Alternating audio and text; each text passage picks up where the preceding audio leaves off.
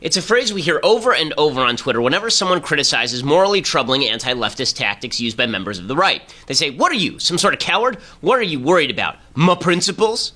The phrase is meant to deride the supposed moral preening of those who criticize. They must think themselves high and mighty, whining about virtue where some good hard-nosed old-fashioned get-in-the-dirt-and-fight-'em tactics would do. These worries about the right and wrong just hamstring the right. My principles are a liability. Why can't those weaklings just get over their supposed moral purity and fight in the trenches?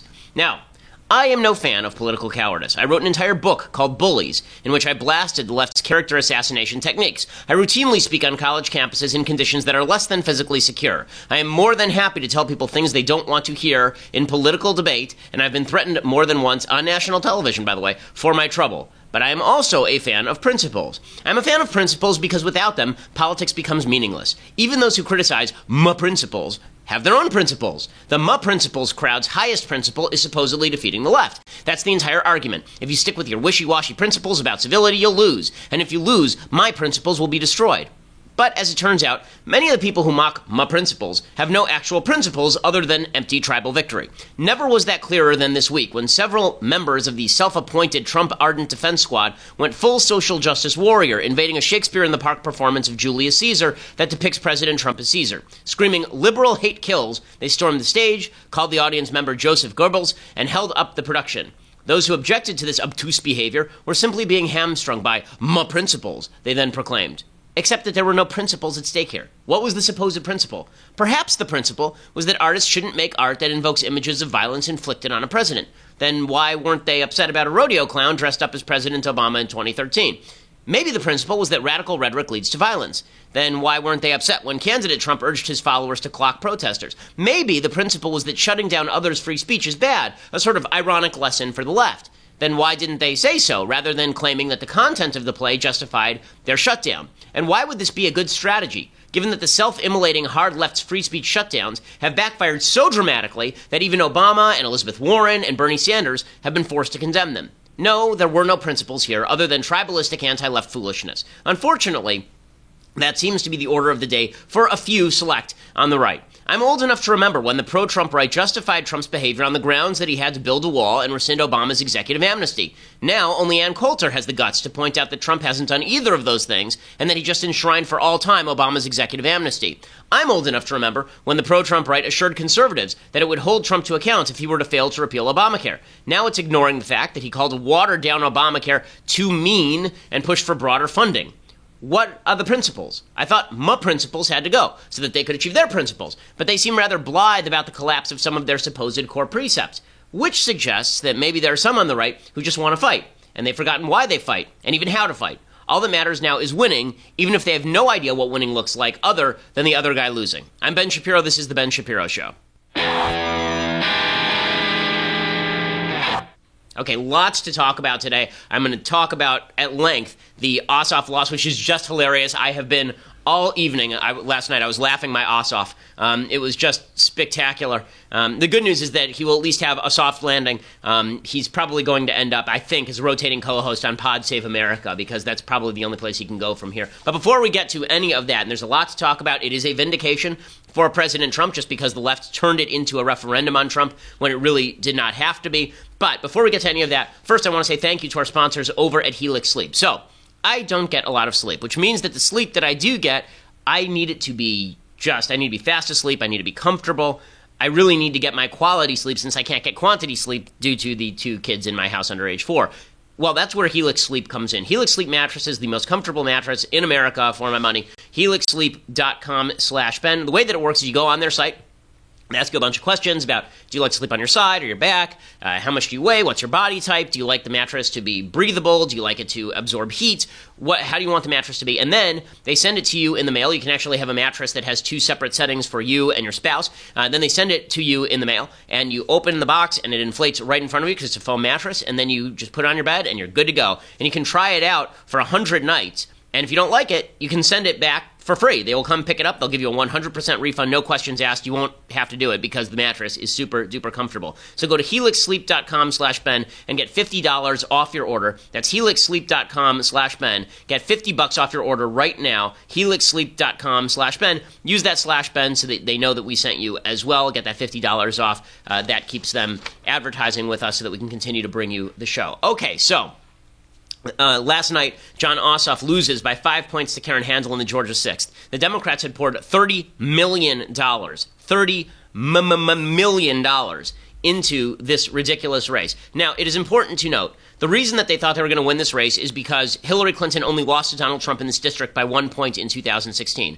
The reason that this was somewhat delusional is because Tom Price, who was the congressperson who just left to join the Trump administration as Secretary of Health and Human Services, he had won the district in the same election cycle by 23 points. In other words, there are a lot of Republicans in the district who aren't fond of President Trump, but who also aren't going to vote for a Democrat just because they don't like President Trump. Trump wasn't on the ballot last night. Karen Handel was on the ballot. They kind of like Karen Handel. They certainly like Karen Handel a lot more than they like Jon Ossoff. And the Democrats' attempts to turn everything into a referendum on Trump really backfired against them in a significant way last night. Again, they dumped tons of outside the district money in. Jon Ossoff looks like they found the one man in America who's nerdier than I am, and they ran him for Congress. And then they ran him from a district that wasn't even the Georgia 6th. But I think it's important to look at how the media played this race, because it really played into why the Democrats lost here. The reason the Democrats lost is because the media ran a race that the voters in the district were not interested in running. They were all jazzed because back in April, Ossoff won 48% of the vote, 49% of the vote. That's because 1,000 Republicans were running, and so Democrats were able to consolidate their vote, and nobody paid attention to the special election because it was assumed that Republicans were going to win it until Ossoff came very close to winning in the first round. Then in the runoff, Republicans actually showed up to vote. That's kind of the short story. But Democrats were claiming from the very beginning that this race was going to be a referendum on Trump. Is Trump doing a good job or a bad job? He's doing a crappy job. He's a Russian spy, et cetera, et cetera. And therefore, Jon Ossoff is definitely going to win some random district in the middle of suburban Georgia. So here is CNN covering the race. This is right after the original round in which Ossoff missed winning 50%. Ossoff will face off against Republican Karen Handel in June for the seat formerly held by Trump's health secretary, Tom Price, in a contest seen as a referendum on Trump's presidency and a preview of next year's midterm elections. President Trump taking credit for the results, hailing the runoff as a win despite Ossoff's strong showing, tweeting, "Despite major outside money, fake media support, and 11 Republican candidates, big R win with runoff in Georgia. Glad to be of help." The president was personally invested in the election, bashing the Democratic contender in a barrage of tweets and even recording a robocall to urge Republicans to get out and vote. Ossoff will raise your taxes, destroy your health care, and flood our country with illegal immigrants. President Trump beat Hillary Clinton in this Republican stronghold by just 1% last November. So you can see that CNN, the rest of the media, they wanted to play this as it's all about Trump. It's all about Trump. Now, the reality is in the district, Trump is not particularly popular. Mitt Romney won this district in 2012 by 23 points, the same margin of victory for Tom Price in that same election cycle. So Trump is not that popular, and so the Democrats thought, okay, Trump is investing himself here, and that's why it's very, very important that he's going to lose. And you can see that the fallout from that was really funny last night because CNN, which had played this whole thing up as it's going to be a referendum on Trump, Trump's going to lose this, and then everyone's going to realize how toxic he is, and then he's going to lose 100 seats and the House in 2018. A little early to say that. You know, last night on CNN, this was going around because it's very, very funny. You can see the media reactions on CNN. This is the actual footage last night on CNN. All the Democrats looking like they want to die. This is the second funniest thing I've seen in the last year. The first funniest thing, of course, was election night when it looked like the entire Democratic Party was going to reenact the last scene from Reservoir Dogs. Anyway, here it was on CNN last night. To David's point earlier about Democrats and Gloria about looking inward and trying to figure out how to run in the Trump era, this was supposed to be the district that they could have done that because it is wealthy, it is educated, and the kind of voters who are in this district were supposed to be the kind that Democrats could pick off from the Republican. If the Republican ends up winning, it throws the whole Democratic strategy into kind of up in the air, and they kind of have to figure it out all over again. All right, we got to take a quick break. We'll have more with all. And this picture was the one that was making the rounds last night, because you can see all of the Democrats on set looking like they're just contemplating life's meaninglessness, that life doesn't mean anything, and then you die and spend all eternity just moldering in the ground, not a thought in your head because you're dead. It's like they just realized about nihilism. And so it's just, I love this shot so it is pretty spectacular stuff. I love it. I love it. So the Democrats made a bunch of mistakes here. I'm going to talk about all the Democratic mistakes here, because we've talked a lot about the failings of the Republican Party, because the Republican Party is the governing party right now. They have a majority in the House, they have a majority in the Senate, they have the presidency, and they're not getting a lot done. But the nice thing for Republicans, the Democrats are awful at everything. They are awful at everything. And so there are a bunch of sort of hot takes from the left that are worth discussing, plus the real reasons why they actually lost this election. So before we get to anything else with regard to why they lost this election, I think that it is important to state that the real reason that the Democrats lost this election is because they have a perverse notion of how these elections work. They do not work because they're going to somehow convince Trump-unfriendly Republicans to flip and vote Democrat. That's not even what happened in 2016. It wasn't a bunch of Democrats who were unhappy with Barack Obama who flipped to Trump so much as it was a turnout game. The fact is the entire margin of victory in a lot of the swing states was lower turnout by Democrats in those swing states by percentages, particularly in the black community. And what happened in Georgia 6th is Democrats really needed high Democratic turnout and low Republican turnout by nationalizing the race, by giving it tons of publicity. Instead, what they ended up doing was driving Republican turnout up. They elevated Republican turnout. And by elevating Republican turnout, they ended up losing. Because here's the reality, folks. A bunch of people who reluctantly voted for Trump, which he won the district by one, a bunch of people who reluctantly voted for Trump are not going to start voting for people who back Nancy Pelosi. Just because you went in and you voted for Tom Price but not Trump does not mean now you're going to flip and vote for Jon Ossoff. That's idiocy. And for Democrats to think that is really stupid. This is why to make the whole thing about Trump is really, really dumb. For a marginal vote, maybe that matters, but what this is really about is motivating your base. The Democrats made the mistake of using Trump to motivate their base, but at the same time, they castigated Republican voters who voted for Trump by talking about Trump Russia, and Trump's corrupt, and Trump's evil. Well, let's say that you're a voter in Georgia 6th, or in Ohio, or Pennsylvania, or Wisconsin, or Michigan, and let's say that you voted for Trump. You held your nose, right? You weren't in love with Trump. You're like a lot of voters in GA6. You didn't love Trump. You thought he's better than Hillary, but, I'm really uncomfortable with this. And you pulled the lever for him. And now the Democrats spend the next 8 months saying that Donald Trump is the most evil person in the world. Give power to Nancy Pelosi. How many of those people do you think are going to flip? The answer, of course, is zero. None of those people are going to flip. And in fact, it's going to drive you to the polls because you hate Nancy Pelosi is actually less popular than Donald Trump. Her current approval rating is 29% nationally. Okay, she's 10 points below Trump. And Trump's in bad shape.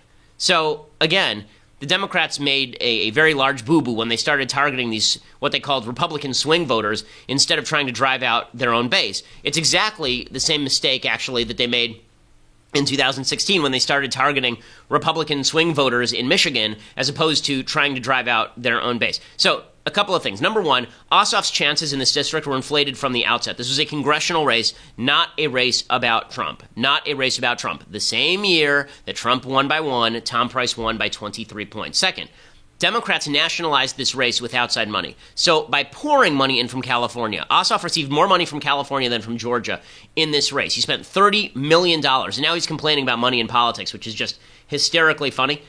By doing that, they ended up destroying their own the credibility of their own candidate. What they really needed to do was keep this race under the radar.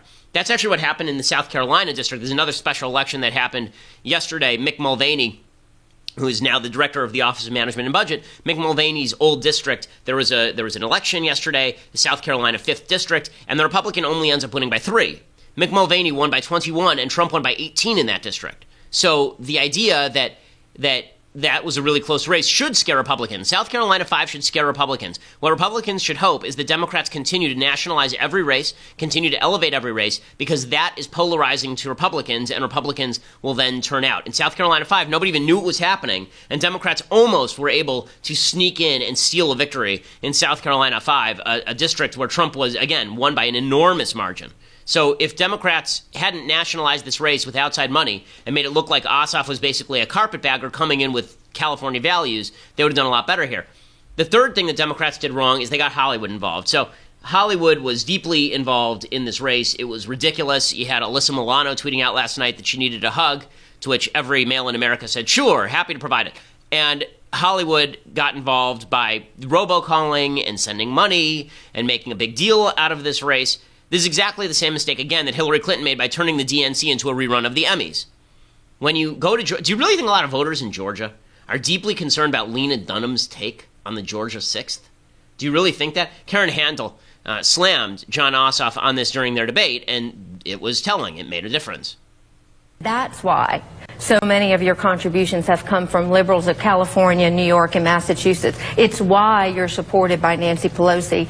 And folks, it matters. It's no wonder that my opponent didn't want to do the Atlanta Press Club debate. It was going to be aired on CNN, where all folks from around the country, all of his liberal supporters were going to see it, and the fake Jon Ossoff was going to collide with the real Jon Ossoff, who is a Nancy Pelosi-backed liberal. Okay, and that was the entire point. That is why Jon Ossoff lost. Karen Handel, very solid Republican, wins the seat pretty easily. Fourth thing is that, again, Democrats made Trump the focus. And by making Trump the focus, they didn't just go after his policies. If they'd said, listen, Trump's policies are not great, and Trump is kind of scuzzy. Instead of doing that, they did what they've been doing all along. Apocalyptic rhetoric. Trump is the worst person ever. If you voted for Trump, and someone tells you that Trump is the worst person ever, you tend to buck against that. You do. Okay, this is like telling somebody that their girlfriend is kind of a jerk. You tell someone their girlfriend is kind of a jerk, even if they know deep down their girlfriend is kind of a jerk, they're not going to respond well to that. The same thing holds true here. Even people in Georgia 6 who didn't like Trump still like Trump better than Pelosi. And that's the fifth point. Democrats still have that albatross of Nancy Pelosi hanging around their neck. And finally, Ossoff didn't live in the district, and this made a difference. When you combine the fact he was getting all sorts of California money, when you combine that with the Hollywood support, when you combine that with the nationalization of the race and making it about Trump, what you end up with is this image of a guy who's carpetbagging it in from another district. He's a documentary filmmaker with California support, and here he is trying to steal a district in good old Georgia. Again, Karen Handel hammered Ossoff on this during the debate, and it really hurt him. So, John, I guess what I would like to know is exactly who are you going to vote for in this election? Is that the question? Okay. Well, I think Secretary Handel is referring to my residence, which is a matter that I've addressed transparently throughout this campaign. I grew up in the 6th Congressional District. I was born and raised in Georgia, unlike Secretary Handel, who was born and raised in Washington, D.C. Actually, it is of concern to the people of the 6th District that you do not live in our community. And while I was born in Washington, D.C., I didn't get to pick where I was born. But the fact is, I've been in Georgia for almost as long as you've even been alive. You might live just 5 minutes outside of the district, but your values are nearly 3,000 miles away in San Francisco. Again, her hitting him again about the California values, and that was the telling point. Now, what's funny is the Democrat responses to this. And I want to get to the hot takes from Democrats over this whole thing and why exactly it's indicative of why they're going to continue losing if they keep this up. But before we do that, I want to say thank you to our sponsors over at the USCCA. So you wake up at 2 in the morning and somebody's breaking into your house and you have to grab your gun and you have to shoot them. First of all, you don't know, you freeze up because you don't have the training. And then second, even if you do shoot them, you're afraid that the cops are going to come and arrest you because just because you shot someone coming in your house in a state like California doesn't mean that you won't go to jail. That's why you need the USCCA. Not only do they provide training, they also provide you the defense resources you need in case you're in a situation where you do have to shoot someone in self-defense. That's what USCCA is for, to protect you before, during, and after a self-defense incident. Well, right now, when you go to defendmyfamilynow.com, that's defendmyfamilynow.com, you can actually enter for 5 chances to win $1,776 to buy the gun of your dreams and all the ammo you need for an awesome summer at the range and to defend your family.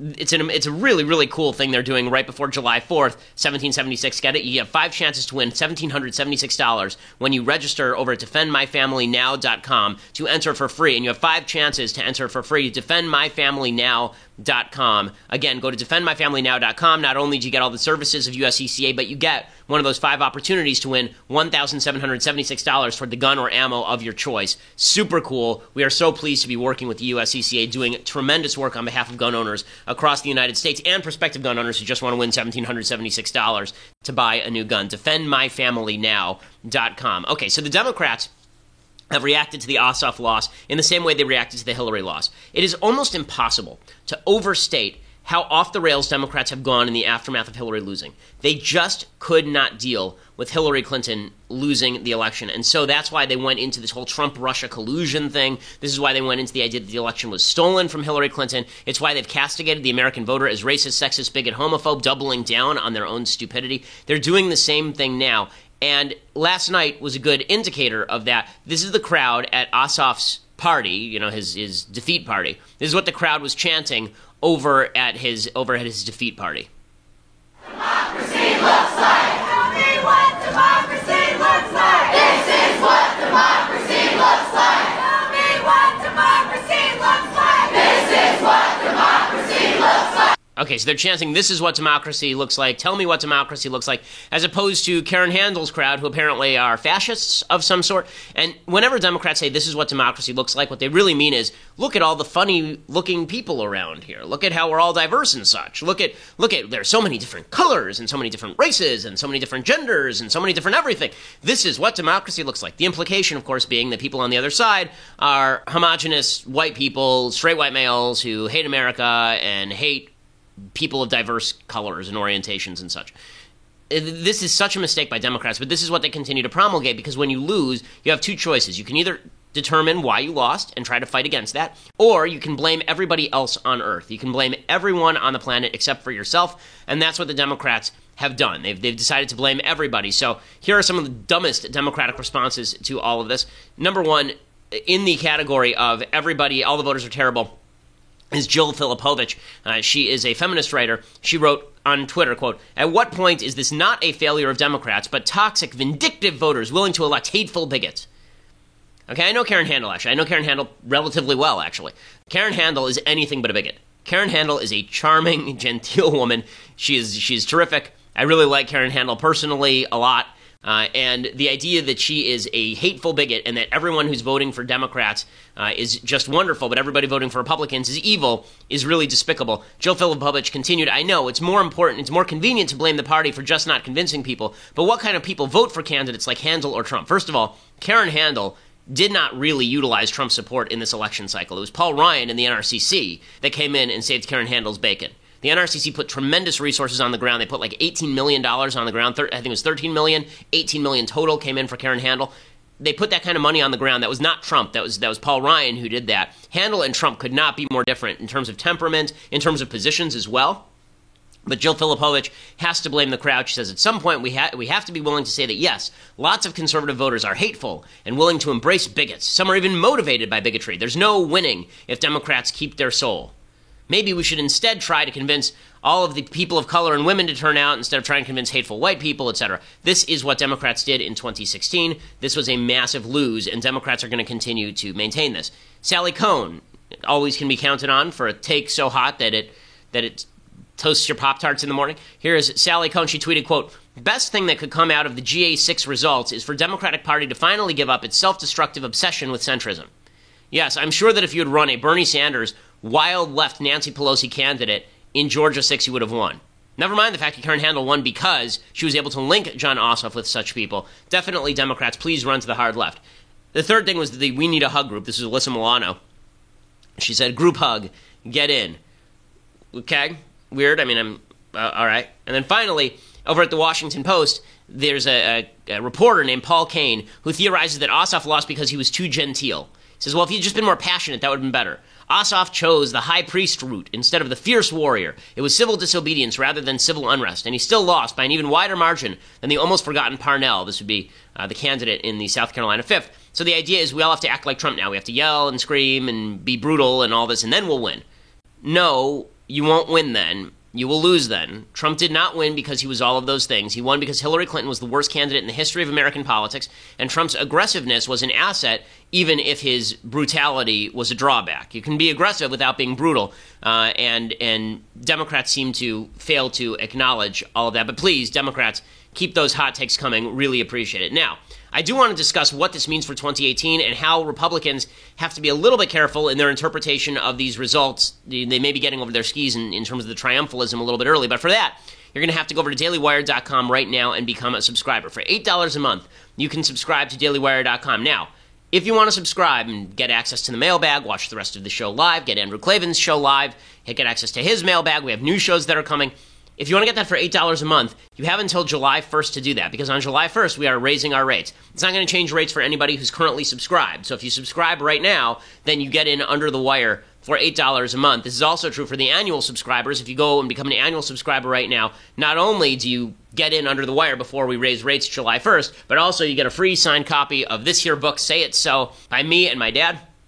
It's all about dads and sons and baseball. I had my dad on last Friday. He's a wonderful guy. He's also a terrific writer. And Say It So is the name of the book. You can get a signed copy, signed by me, and you can get all that with an annual subscription. If you just want to listen later, go over to iTunes or SoundCloud. Make sure that you subscribe. I think Google Play has it as well. Make sure that you subscribe, and then you can download the show. We always appreciate your not only listening to the show, but also leaving a review. So if you do that, that also helps let other people know through the iTunes algorithm that we exist. We always appreciate it. We are the largest conservative podcast in the country.